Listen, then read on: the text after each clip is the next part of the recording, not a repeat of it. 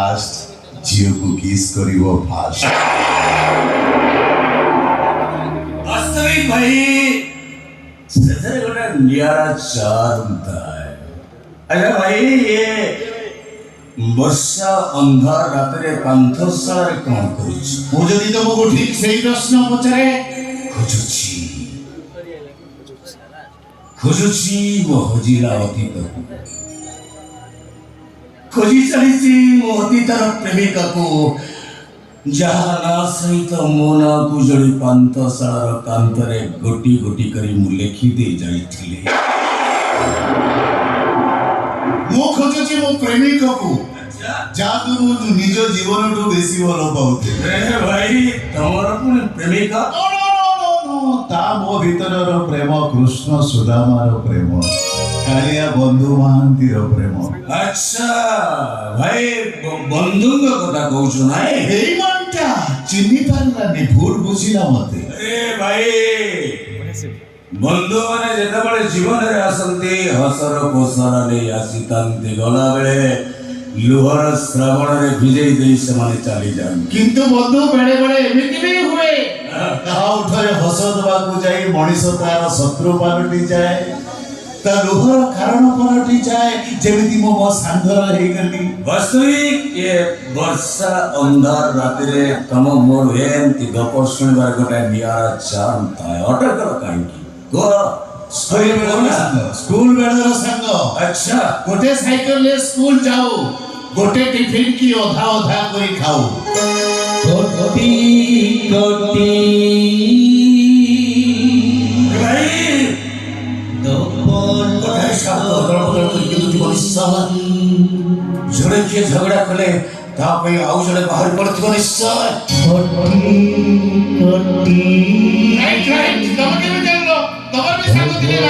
ଗୋଟାଏ ଭାଇ ଗୋଟାଏ ମୋବାଇଲ ଫୋନ, ଗୋଟାଏ ପ୍ରେମିକା। ଦି ଜଣ ଗୋଟିଏ ଝିଅକୁ ଲାଇନ ମାରୁଥିଲୁ ସତ, ହେଲେ ସେ ଶଳାଟା ଜିତିଗଲା, ଗୀତା ତାର ହେଇଗଲା। ଗୀତା ସେଇ ଗୀତା ନାଁଟା ଆମ ଭିତରେ ଭିଲିଏନ ହେଇଗଲା ରେ ଭାଇ।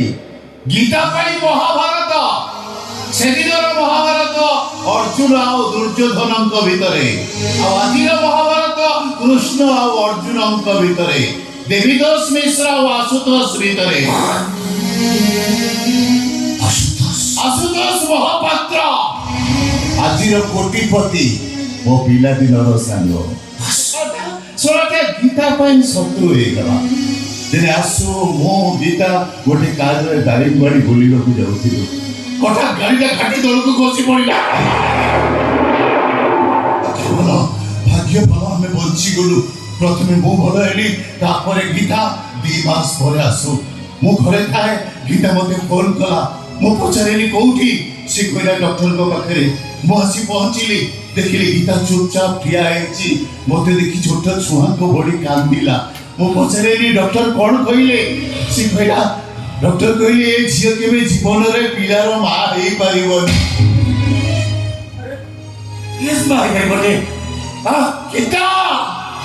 ସେତେବେଳକୁ ଗୀତା ସହିତ ମୋ ସାଙ୍ଗର ବାହାଘର ଡେଟଟା ଫାଇନାଲ ସରିଲା। ସେତିକିବେଳେ ଗୀତା କହିଲା ମୁଁ ବାହା ହେବିନି।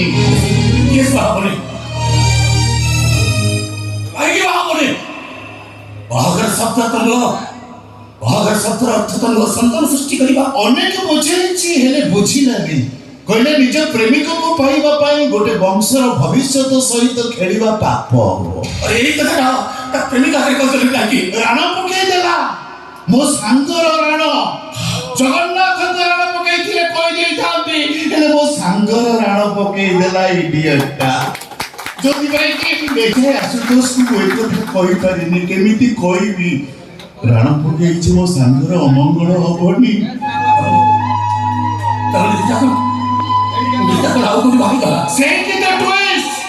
ମୁଁ ଗୀତାକୁ କହିଲି ଗୀତା ତମେ ଯଦି ଆଶୁକୁ ବାହା ନ ହବ ସେ ସେମିତି କୁଆରା ହେଇ ରହିଯିବ, ତମେ ଯଦି ଆଉ କାହାକୁ ବାହା ହବ ସେ ଆତ୍ମହତ୍ୟା କରିବ। ଗୀତା କହିଲା ସବୁଠୁ ଭଲ ହବ ମୁଁ ଆତ୍ମହତ୍ୟା କରିଦେବି। ମୁଁ କହିଲି ଠିକ ଅଛି, ଗୋଟେ କାମ କର, चलो मु तो मो स्वामी ही मिछि मिछि का स्वामी कहीं पचार बस बस कहीं मो सांग मो पाई जेति की मूल्यवान मो सांगर प्रेमिका तो सेति की मूल्यवान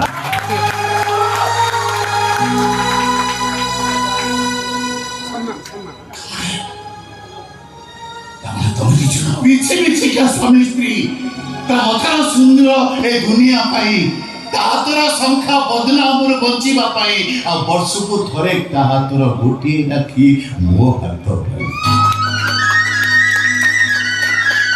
मते दुख कोन जानि छ बंधु मो ता पाई एते करली हेले सी मते भूल बुझिला तार पे मो बर्बाद होई गली तार पे मो कंपनी नीलाम होई गला मो भौणी की ता घर चाकर सहित बाहा दे देला एमिति की 2 दिन तळे मो भौणी जो को को मारी देबा पाई से विष देइतिला अरे आतो संबंध एटा से केबे बेकअप करि पारिबनी जाने आतो करि पारिबनी से मो जाने मो सांग को मो कोन चिनिनी मो जाने मो सांग केबे एमिति काम करि नथिबो जने भल बंधु केबे बंधु कहि परिबनी आ जने भल बंधु केबे शत्रु होई परिबनी